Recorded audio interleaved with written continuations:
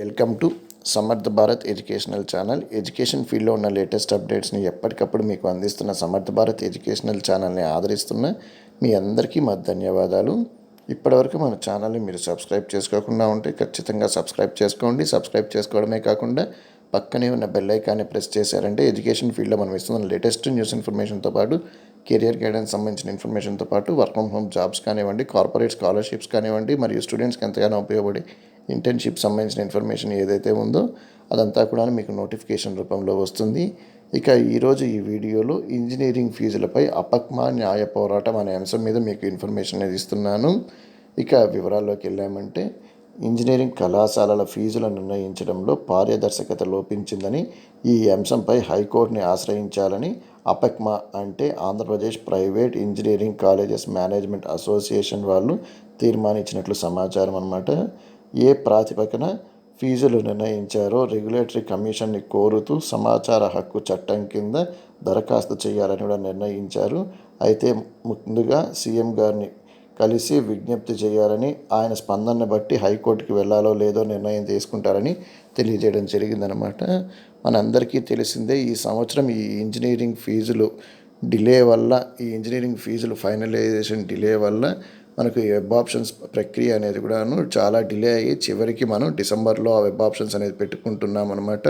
చాలా కాలేజెస్ వాళ్ళు ఈ ఫీజు స్ట్రక్చర్ ఇప్పుడు ప్రస్తుతం ఏదైతే ఉందో అది సరిపోదు కాలేజెస్ రన్ చేయడానికి, ముఖ్యంగా ఫ్యాకల్టీ శాలరీకి, ఇన్ఫ్రాస్ట్రక్చర్కి మనకు ఫీజులు పెంచితే బాగుంటుందని కూడా కోరడం జరిగింది మన ప్రభుత్వాన్ని.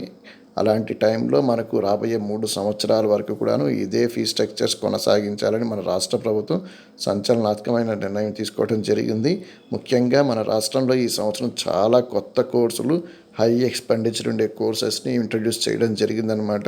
అలాంటి కోర్సెస్ని ప్రాపర్గా రన్ చేయాలనుకుంటే top colleges, highest fee structure ఉన్న కాలేజెస్ వల్లనే కాదనుకున్నప్పుడు సుమారు 40,000, 45,000 ఫీ స్ట్రక్చర్స్ ఫైన్తో రన్ అయ్యే కాలేజెస్ ఏదైతే ఉన్నాయో ఆ కాలేజెస్ కూడాను ఈ కోర్సెస్ యొక్క లైసెన్స్ ఇవ్వడం అనేది వివాదాస్పదమని అని చెప్పాలి. ఎందుకోసం అంటే ఆ కాలేజెస్ ఎంత క్వాలిటీతో వాళ్ళు ఆ ఫీ స్ట్రక్చర్తో ఆ కోర్సెస్ని రన్ చేస్తారో, విద్యార్థులకి కెరియర్ ఇవ్వగలరో అనేది మాత్రం మనం ఆలోచించాల్సిన అంశమే అన్నమాట.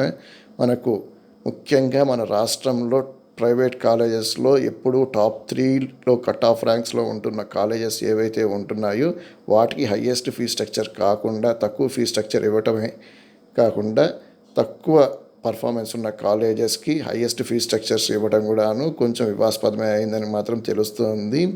మనకు ముఖ్యంగా ఈ artificial intelligence, block chain technology లాంటి కోర్సెస్ని ఇంప్లిమెంట్ చేస్తున్నప్పుడు టెక్నాలజీకి చాలా ఎక్స్పెండిచర్ పెట్టాలి. ఇంకా ఫ్యాకల్టీస్ ఎవరైతే ఉంటున్నారో గెస్ట్ లెక్చర్స్గా పిలవాల్సి వస్తుందో వాళ్ళకి చాలా వరకు హయ్యెస్ట్ అమౌంట్ పేమెంట్ చేయాల్సి ఉంది. ఎందుకోసం అంటే ఇండస్ట్రియల్ ఎక్స్పర్ట్స్ వచ్చి ట్రైనింగ్ ఇవ్వాలంటే మాత్రం ఎక్స్పెన్సెస్ కాలేజెస్కి ఎక్కువ అవుతాయి. అంతేకాకుండా ఫ్యాకల్టీకి కూడాను ఎప్పటి నుంచో రన్ అయ్యే శాలరీసే రన్ అవుతుంది. వాళ్ళ ఫ్యాకల్టీకి కూడా జీతాలు పెంచాలి. మనకు తెలిసిందే, ఈ రోజుకి కూడా కొన్ని కాలేజెస్లో ఇంజనీరింగ్ సెగ్మెంట్లో ఫ్యాకల్టీగా ఉన్న అసిస్టెంట్ ప్రొఫెసర్లకు గాను 10,000, 12,000 జీతాలు ఇస్తూ వస్తున్నారనమాట.